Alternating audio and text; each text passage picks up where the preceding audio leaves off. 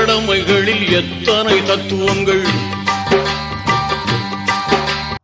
نحمده ونستعينه ونستغفره ونعوذ بالله من شرور أنفسنا ومن سيئات أعمالنا من يهده الله فلا مضل له ومن يضلله فلا هادي له ونشهد أن لا إله إلا الله وحده لا شريك له ونشهد أن محمدا عبده ورسوله أما بعد أعوذ بالله من الشيطان الرجيم بفضل بسم الله الرحمن الرحيم ربنا اصرف عنا عذاب جهنم إن عذابها كان غراما صدق الله العليم.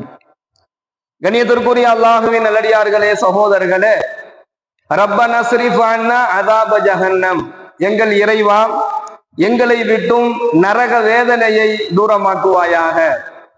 இன்ன அஸாபஹா கான கராமா, அதனுடைய அந்த நரகத்தினுடைய வேதனை நீங்காததாகும் என்கின்ற துஆவை எல்லாம் வல்ல இறைவன் தன்னுடைய திருமறையின் மூலமாக நமக்கு சொல்லி தருகின்றான்.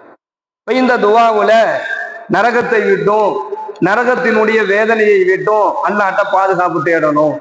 நரகத்தினுடைய அந்த வேதனை எப்படிப்பட்டதுங்கிறதை அல்லாஹ் சொல்றான். இன்ன அஸாபஹா கான கராமா, அந்த நரகத்தினுடைய அந்த வேதனை இருக்குது, அது நீங்காதது என்பதாக அல்லாஹ் சொல்றான்.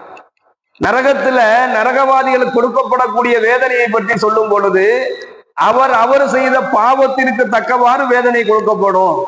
எந்த அளவுக்கு அப்படின்னு சொன்னா, ஒரு மனிதர் என்ன செய்வாரு, தன்னுடைய நகங்களால் தன்னுடைய முகங்களை அவரே கீறிக்குவார். தன்னுடைய நகத்தினால தன்னுடைய முகத்தை அவரே கீறிக்குவார். மீண்டும் என்ன ஆகும், அந்த கீறிய அந்த தோள்கள் எல்லாம் ஒன்றாக ஐக்கும். திருப்பி மறுபடியும் என்ன செஞ்சுக்குவார், அவரை கீறிக்குவார். இப்படி நரகத்தினுடைய வேதனை ஒரு முடிவுக்கே வராது.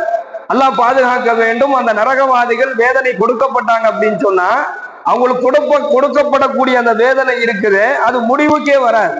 அது அப்படியே தொடர்ந்துகிட்டே இருக்கும். அதுதான் அல்லாஹ் சொல்றான், இன்ன அஸாபஹா கான கராமா, அந்த அஸாபு இருக்குது, அது நீங்காதது என்பதாக அல்லாஹ் சொல்றான். அத்தகைய நரகத்தை விட்டும் அந்த நரகத்தினுடைய வேதனையை விட்டும் எல்லாம் வல்ல இறைவன் நம்மையும் நம்முடைய குடும்பத்தார்களையும் நம் சந்ததிகளையும் அல்லாஹ் பாதுகாப்பானாக.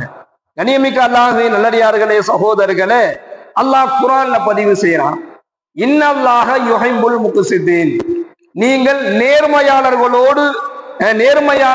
அல்லாஹ் நேசிக்கிறான் என்பதாக அல்லாஹ் பேசுறான். இன்னல்லாஹ யுஹிப்புல் முக்ஸிதீன், அல்லாஹ் யாரை நேசிக்கிறான், நேர்மையாளர்களை அல்லாஹ் நேசிக்கிறான். தனக்கு ஒரு அளவுகோலும் மற்றவர்களுக்கு ஒரு அளவுகோலும், தனக்கு வேண்டியவர்களுக்கு ஒரு அளவுகோல், தனக்கு வேண்டாதவர்களுக்கு ஒரு அளவுகோல் வைத்து வாழக்கூடியவர். ஒரு குணம் இருக்குது, தனக்குன்னா ஒண்ணு செஞ்சுக்கிறது, மற்றவங்களுக்குன்னா வேற ஒண்ணு செய்யறது, தனக்கு வேண்டியவங்களுக்கு ஒண்ணு செய்யறது, தனக்கு வேண்டாதவங்களுக்கு ஒரு வேலையை செய்யறது. அடுத்து ஸல்லல்லாஹு அலைஹி வஸல்லம் அன்னவர்கள் சொல்கின்றார்கள், தாயாக இருந்தாலும் தந்தையாக இருந்தாலும் பெற்ற பிள்ளைகளாக இருந்தாலும் கட்டிய மனைவியாக இருந்தாலும் ஏன் தன்னுடைய நப்சாகவே இருந்தாலும் தன்னுடைய உள்ளமே ஆசைப்பட்டாலும் நேர்மைக்கு மாற்றமாக நான் நடக்க மாட்டேன் என்கின்ற உறுதியோடு எந்த மனிதர் அந்த ஒரு பண்பை எடுத்துக்கொள்கிறாரோ அதுதான் நேர்மை. அந்த பண்பு உடைய மனிதரை அல்லாஹ் நேசிக்கிறான் என்பதாக இந்த வசனத்தின் வாயிலாக அல்லாஹ் சொல்லி காண்பிக்கிறான். இன்னல்லாஹ யுஹிப்புல் முக்ஸிதீன், நீங்க தனக்குனா ஒரு வேலை செஞ்சுக்கிறதும் மற்றவங்களுக்கா வேற ஒரு மாதிரி செய்யக்கூடிய அந்த பண்பை நீங்க ஊற்றுங்க. தெரிஞ்சவங்க தெரியாதவங்க என்பதாக ஒருவருக்கு என்ன செய்யாதீங்க, எந்த விதமான உபகாரமும் நீங்க செய்யாதீங்க. யாராக இருந்தாலும் ஒரே மாதிரியான உபகாரத்தை நீங்க செய்யுங்க. வேண்டியவங்களுக்கு ஒரு மாதிரியும் வேண்டாதவங்களுக்கு ஒரு மாதிரி நீங்க நடந்துக்காதீங்க. அந்த பண்பு இருக்குது, அது அல்லாஹ்வினுடைய நேசத்தை பெற்று தர. அதே போன்று யாராக இருந்தாலும் சரி, நேர்மைக்கு மாற்றமாக நடக்கக்கூடிய ஒரு சூழல் ஏற்படும் பொழுது அது யாராக இருந்தாலும் சரி, மனைவியாக இருந்தாலும் தாயாக இருந்தாலும் தந்தையாக இருந்தாலும் பெற்றோர்களாக இருந்தாலும் அவங்க நேர்மைக்கு மாற்றமாக நடக்க சொல்றாங்கன்னு சொன்னா செய்யாதீங்க. அந்த நேரத்தில் நீங்கள் அல்லாஹ்விற்காக வேண்டி நான் நேர்மையாகத்தான் இருப்பேன் என்கின்ற அந்த உறுதியான பண்பு இருக்குது, இது அல்லாஹ்வுடைய நேசத்தை பெற்று தரும் என்பதாக நாம் இந்த வசனத்தின் வாயிலாக பார்க்கிறோம். பெருமானார் ஸல்லல்லாஹு அலைஹி வஸல்லம் நேர்மை, பெருமானார் ஸல்லல்லாஹு அலைஹி வஸல்லம் நேர்மையை பற்றி வரலாறுல சொல்லப்படுது. சஃபா மலைக்கு அருகில அங்க இருக்கக்கூடிய எல்லாரையுமே ஸல்லல்லாஹு அலைஹி வஸல்லம் அவங்க அழைச்சாங்க. முஸ்லிம்கள் மட்டும் வாங்கன்னு சொல்லல, மொத்தமாக அந்த மக்காவில் இருக்கக்கூடிய இஸ்லாத்தை ஏற்றுக்கொண்டவர்கள், ஏற்றுக்கொள்ளாதவர்கள் என எல்லாத்தையுமே சஃபா மலைக்கு அருகில் பெருமானார் ஸல்லல்லாஹு அலைஹி வஸல்லம் அவங்க அழைப்பு கொடுத்தாங்க.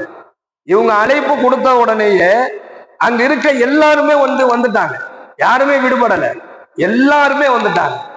சஹாபாக்கள், இஸ்லாத்தை ஏற்றுக்கொள்ளாதவர்கள், யூதர்கள் எல்லாமே ஏன்னா கூப்பிட்டது முகம்மது கூப்பிட்டாருன்னா அதுல காரணம் இருக்கும். அந்த அளவுக்கு அந்த மக்கள் அப்படி நம்பி இருந்தாங்க. அப்படித்தான் பெருமானாருடைய வாழ்க்கையும் இருந்துச்சு. அவங்களுடைய நேர்மை எல்லாத்துக்குமே தெரியும். எல்லாம் நிற்கும் பொழுது நாயகம் ஸல்லல்லாஹு அலைஹி வஸல்லம் அன்னவர்கள் அந்த மக்களை பார்த்து சொன்னாங்க, இந்த மலைக்கு பின்னாடி, அவங்க நிக்கக்கூடிய மலைக்கு பின்னாடி சொல்றாங்க, நான் நிக்கக்கூடிய இந்த மலைக்கு பின்னாடி, இந்த சஃபாவினுடைய மலைக்கு பின்னாடி ஒரு பெருங்கொண்ட படை உங்களை தாக்க வருகிறது என்பதாக நான் சொன்னா நீங்க நம்புவீங்களா, நம்ப மாட்டீங்களா அப்படின்னு சொல்லி கேட்கிறாங்க. உங்களை ஒரு பெரும் கொண்ட படை தாக்க வருது அப்படின்னு நான் சொன்னா நீங்க எல்லாம் நம்புவீங்களா, நம்ப மாட்டீங்களா அப்படின்னு சொல்லி கேட்டாங்க. அங்க இருக்கக்கூடிய அனைவரும் ஒரே குரலில், உரத்த குரலில், சஹாபாக்கள் மட்டும் அல்லாஹ்வுடைய முகம்மதே, அல்லாஹ்வுடைய தூதரே, நாங்கள் உங்களை நம்புறோம் அப்படின்னு சொல்லி சொல்லல. அங்கு வந்திருக்கக்கூடிய எல்லா மக்களும், யூதர்கள், இஸ்லாத்தை ஏற்றுக்கொள்ளாதவர்கள், அங்க யாரெல்லாம் வந்தாலும் எல்லா மக்களும் ஒரே குரலில், உரத்த குரலில் சொன்னாங்க, நிச்சயமாக நாங்கள் நம்புவோம். காரணம் என்ன அப்படின்னு சொன்னா, உங்களுடைய நேர்மையை நாங்கள் பார்த்துள்ளோம், உங்களுடைய உண்மையை நாங்க பார்த்துள்ளோம், அதனால நீங்க என்ன சொன்னாலும் நாங்க நம்புவோம் என்பதாக நாயகம் ஸல்லல்லாஹு அலைஹி வஸல்லம் அந்த வார்த்தைக்கு, அவர்களிடத்திலிருந்த அந்த நேர்மையின் மூலமாக அந்த மக்கள், இஸ்லாத்தை ஏற்றுக்கொள்ளாத மக்கள் கூட பெருமானாரை நம்பக்கூடிய அளவிற்கு நேர்மையாளராக நாயகம் ஸல்லல்லாஹு அலைஹி வஸல்லம் வாழ்ந்தாங்க. அப்ப இந்த நேர்மை இருக்குது, இது அல்லாஹ்வுடைய நேசத்தை பெற்று தரும். யாரிடத்துல நேர்மையும் உண்மையும் அந்த பண்பு, அந்த சிறந்த பண்பு இருக்குதோ, அல்லாஹ் அவரை இன்ன அதாபக கான கராமா, அந்த நீங்காத நரக வேதனை இருக்குது, அந்த வேதனையை விட்டு அல்லாஹ் பாதுகாப்பான். அல்லாஹ் நேர்மையான முறையில் வாழக்கூடிய தௌஃபீக்கை நமக்கு செய்வானாக. இரண்டாவது, அல்லாஹ்வினுடைய நேசம். அல்லாஹ்வுடைய நேசம் எப்படிப்பட்டதுன்னு சொன்னா, அல்லாஹ் ஒரு அடியானை நேசிக்க ஆரம்பித்து விட்டால், ஒருவரை அல்லாஹ் நேசிச்சான் அப்படின்னு சொன்னா அதோடு அல்லாஹ் நிறுத்திட மாட்டான். ஜிப்ரீல் அலைஹிஸ்ஸலாத்து வஸலாம் அன்னவரோட கூப்பிடுவான். ஜிப்ரீலை கூப்பிட்டு, ஜிப்ரீல, இந்த அடியான நான் நேசிக்கிறேன், நீங்களும் நேசிங்க மாட்டான். இந்த அடியான நான் நேசிக்கிறேன் ஜிப்ரீல, நீங்களும் நேசிங்க. உடனே ஜிப்ரீல் என்ன செய்வார்னா, அவர் அதோடு நிறுத்திட மாட்டாங்க. ஜிப்ரீல் அலைஹிஸ்ஸலாத்து வஸலாம் அன்னவர்கள் அங்க இருக்கக்கூடிய எல்லா மலக்குமார்களையும் கூப்பிட்டு, இந்த அடியான அல்லாஹ் நேசிக்கிறான், என்னையும் நேசிக்க சொன்னா, நான் இந்த அடியான நேசிக்கிறேன், நீங்களும் நேசிங்க என்பதாக ஜிப்ரீல் அலைஹிஸ்ஸலாத்து வஸலாம் அன்னவர்கள் சொல்லுவார்கள். வானத்தில் உள்ள அனைவருமே அவரை நேசிப்பார்கள். அதுக்கு முதல்ல அல்லாஹ் அவரை நேசிக்க வேண்டும், அந்த அடியான அல்லாஹ் நேசிக்கணும். அப்ப எந்த அடியான அல்லாஹ் நேசிப்பான் அப்படின்னு சொன்னா, நேர்மையாக இருக்கக்கூடிய அடியானையும், தன்னிடத்துல அதிகமாக தௌபா செய்யக்கூடிய அடியானையும் அல்லாஹ் நேசிப்பான். அப்ப அந்த அல்லாஹ்வுடைய நேசம் யாருக்கு கிடைச்சிருச்சோ அவங்கள அல்லாஹ் நரகத்தை விட்டு பாதுகாப்பான். நாம் வரலாறுகள்ல பார்க்கிறோம், ஹஸரத்னா அப்துல்லாஹ் இப்னு ரவாஹா ரலியல்லாஹு அன்ஹு அவர்கள், கைபருடைய யுத்தம் முடிஞ்சிச்சு. அந்த கைபருடைய யுத்தத்துல முஸ்லிம்களுக்கு வெற்றி கிடைச்சிருச்சு. அப்போ அந்த வெற்றி பெற்ற அந்த முஸ்லிம்கள் ஒரு பெரும் கொண்ட ஒரு விளை நிலையத்தை கைப்பற்றிட்டாங்க. அது முஸ்லிம்களுக்கு சொந்தமாக ஆயிடுச்சு.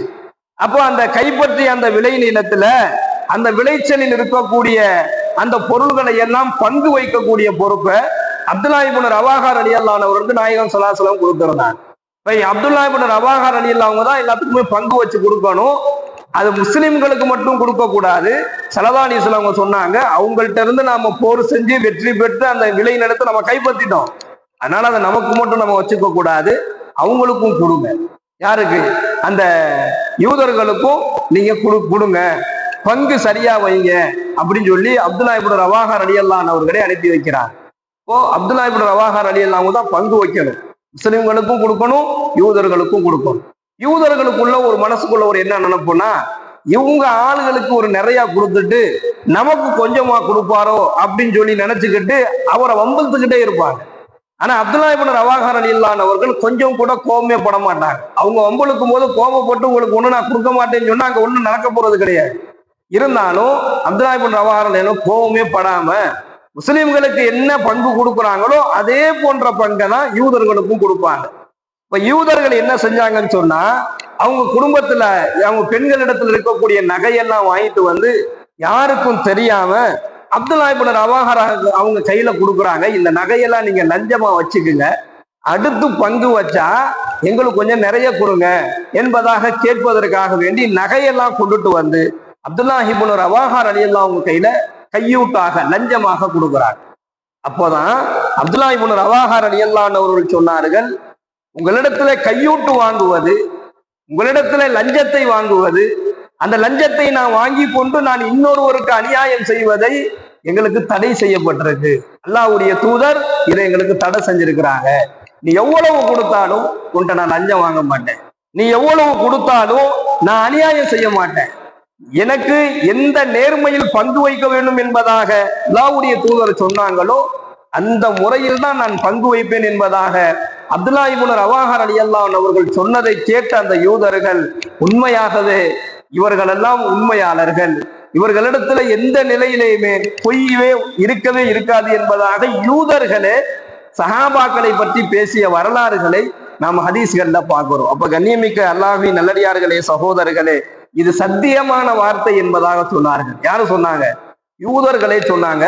சஹாபாக்கள் சொல்லக்கூடிய அந்த வார்த்தைகளை கேட்டுட்டு அப்துல்லா இப்னு ரவாஹா ரலியல்லாஹு அவர்கள் சொல்றதை கேட்டுட்டு யூதர்களே சொன்னாங்க, இது சத்தியமான வார்த்தை என்பதாக யூதர்களுடைய வாயிலேயே சொல்ல வைத்த அளவிற்கு சஹாபாக்கள் இடத்துல நேர்மை இருந்தது. ஸல்லல்லாஹு அலைஹி வஸல்லம் அன்னவர்கள் அந்த நேர்மையை கொண்டு வந்து கொடுத்தாங்க. அப்போ இந்த பண்பு தான் அல்லாஹ்விடத்துல நமக்கு உயர்வை தரும். யாரிடத்துல இந்த உண்மையும் நேர்மையும் இந்த பண்பு இருக்குது, நிச்சயமாக அல்லாஹ் அவரை நேசிக்கிறான், அவரை அல்லாஹ் சொர்க்கத்துல அவரை பிரவேசிக்கக்கூடிய நர்பாக்கியத்தை அல்லாஹ் வழங்குவான். எல்லாம் வல்ல இறைவன் நேர்மையாகவும் உண்மையாகவும் வாழ்ந்து வர்ணிக்கக்கூடிய நர்பாக்கியத்தை நம் அனைவருக்கும் வழங்குவானாக. வாய்தாவானா அல்ஹம்துலில்லாஹி ரப்பில் ஆலமீன். அஸ்ஸலாமு அலைக்கும் வரஹ்மத்துல்லாஹி வபரகாத்துஹு. சுப்ஹானல்லாஹி பிஹம்திஹி சுப்ஹானக அல்லாஹும்ம வபிஹம்திக வனஷ்ஹது அல்லா இலாஹா இல்லா அன்த வனஸ்தக்ஃபிருக வனதூபு இலைக். சுப்ஹான ரப்பிக ரப்பில் இஸ்ஸத்தி அம்மா யசிஃபூன் வஸலாமுன் அலல் முர்ஸலீன் வல்ஹம்து